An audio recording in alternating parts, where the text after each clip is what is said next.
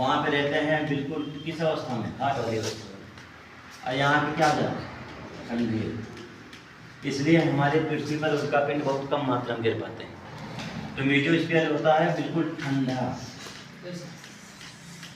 और इतना ठंडा तापमान होता है यहाँ का कि एक शर्ट और एक टी शर्ट में काम नहीं चल पाएगा। यहाँ जाओगे तो यहाँ का जो तापमान होता है वो -10 डिग्री मेसोस्फीयर का। इसलिए यहाँ पर उल्कापिंड बहुत गर्म होता है। उल्कापिंड देखा जाए तो कहाँ से आता है, एक्सोस्फीयर से। एक्सोस्फीयर से आता है। यहाँ का तापमान बहुत ज़्यादा होता है, 425 डिग्री सेल्सियस एक्सोस्फीयर का। तो यहाँ से कोई पत्थर आएगा तो इसका भी तापमान कितना हो गया इस समय, 425। लेकिन यहाँ पहुँचा कितना डिग्री है, -10। तो 425 सीधे कितने में चल जाएगा, -10 में। तो जितने भी इसके आसपास इसके क्या बोलते हैं उल्कापिंड की, जितना भी इसके आसपास गर्म या ज्वलनशील चीज़ें रहेंगी वो सब ठंडी हो जाती है। वही ठंडी होकर हमें नुकसान कम पहुँचाती है। इसीलिए कहा जाता है कि यहाँ पर एक नॉर्मल जो व्यक्ति जाता है वो भी पूरा देखो स्पेस सूट पहन के जाता है। ठंडा है ना, -10 डिग्री में नस खून में जम जाएगा वो, इसीलिए होता है। तो उतना वो लोग इतना कपड़ा पहने रहते हैं कि उनका दिक्कत नहीं होती।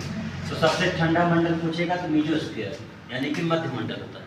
और यहीं पर ओजोन की लेयर आते आते क्या हो जाती है, समाप्त। ओजोन की लेयर शुरू होती है कहाँ से, समताप से। एक लाइन इसको लिख लेना, ओजोन समताप से शुरू होती है और ये कहाँ तक जाती है, मध्य मंडल। और इसका कुछ हिस्सा, ओजोन का कुछ हिस्सा कहाँ पे होता है, आयनमंडल। कुछ हिस्सा, ज़्यादा नहीं, कुछ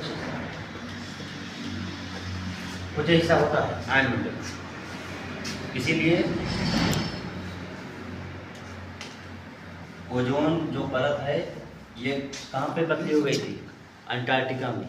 और इसीलिए कहा गया था ओजोन लेयर को अगर नुकसान कौन करता, अभी बताएं, CFC और क्लोरीन। और सबसे ऊपर N2 कितना होता है, 78%। ये 78% भी नुकसान करता है ओजोन लेयर। हमारी पृथ्वी पर कम है, वहाँ ज़्यादा है। इसलिए इसको 78% आता है किस रास्ते से, एक होता है बरसात से, यानी वर्षा से आ सकता है। दूसरा पक्षियों से। 2 रीजन सबसे सॉलिड है वो जो मतलब नाइट्रोजन को नीचे लाने के लिए। और तीसरा है कि खुद से किसी खेत में क्या बोलते हो, दलहनी वाली फसल, कोई भी दाल वाली फसल, मटर चना लगा दोगे तो नाइट्रोजन की पूर्ति हो जाएगी। इसका एग्जाम्पल जानते हो ना, कैक्टस, मतलब रेगिस्तान में एक पौधा होता है कीटभक्षी, नाम सुने, कीटभक्षी, जैसे ना स्टॉप नाम है इसका, ना स्टॉप जो होता है ये कीड़ों को खाता है।